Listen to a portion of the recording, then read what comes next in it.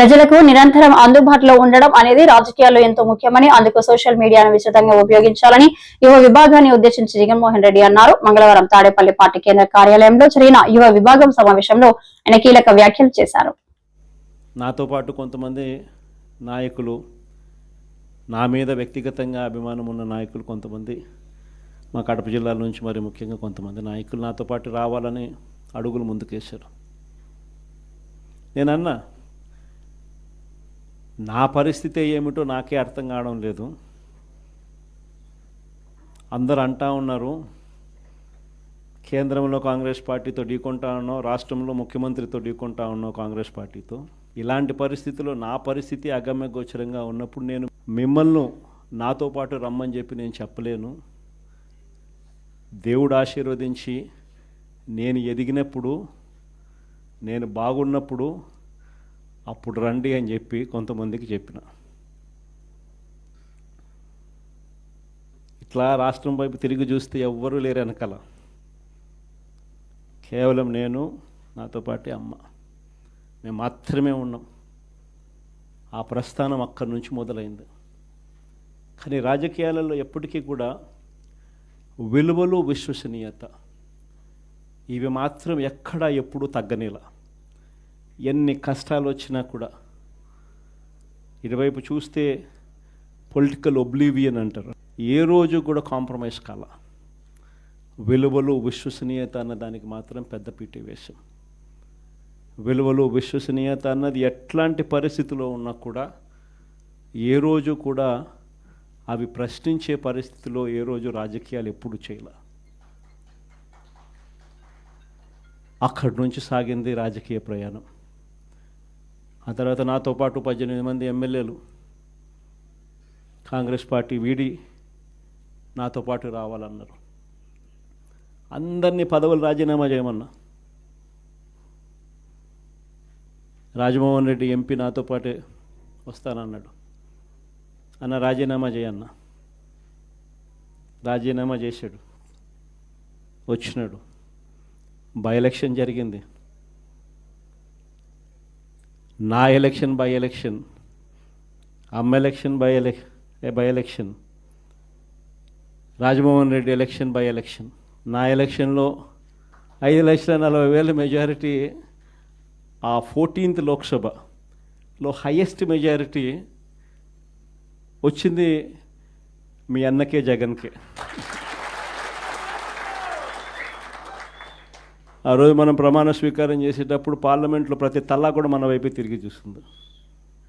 Highest majority in the 14th Lok Sabha. కానీ జీర్ణించుకోలేని పరిస్థితిలో మన మీద అంతే పగబట్టడం కూడా ఆ మెజారిటీని చూసి అనుకోండి, అది వేరే విషయం.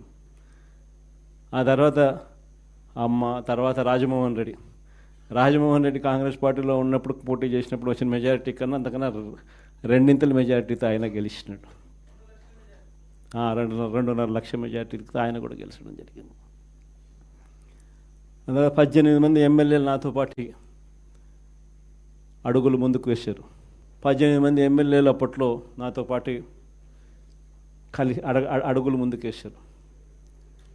ప్రతి ఒక్కరికి చెప్పా, రాజీనామా చేస్తేనే బయటికి రండి అని చెప్పి. మొత్తం 18 మంది రాజీనామాలు చేసినారు.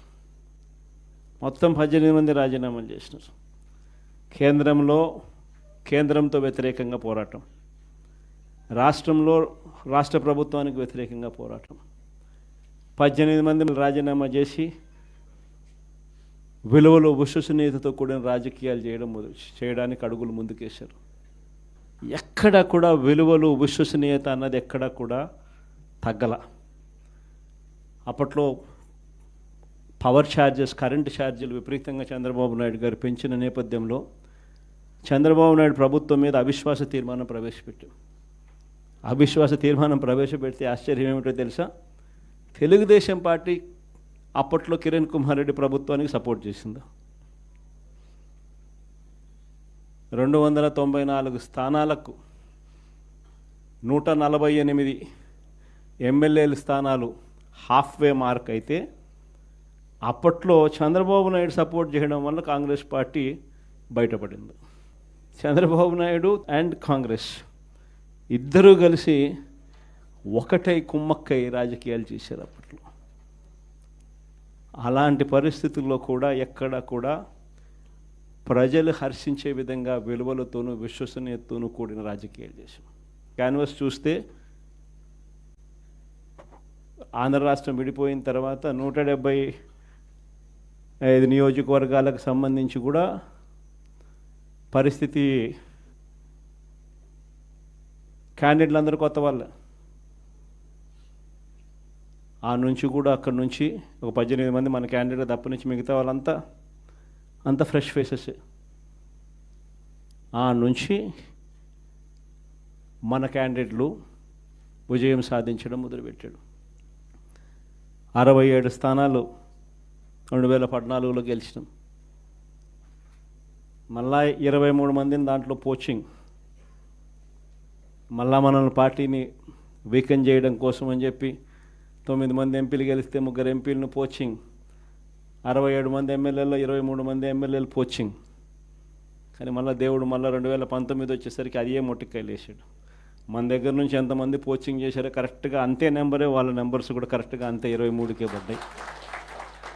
ఎంపీలు ఎంతమందిని పోచింగ్ చేశారో మళ్ళీ కరెక్ట్గా అంతే నెంబర్స్తోనే వాళ్ళ నెంబర్లు కూడా కట్టడయ్యాయి. నేను చెప్పేది ఎందుకు చెప్తా ఉన్నానంటే ఈ విషయాలు అందరూ కొత్త వాళ్ళే.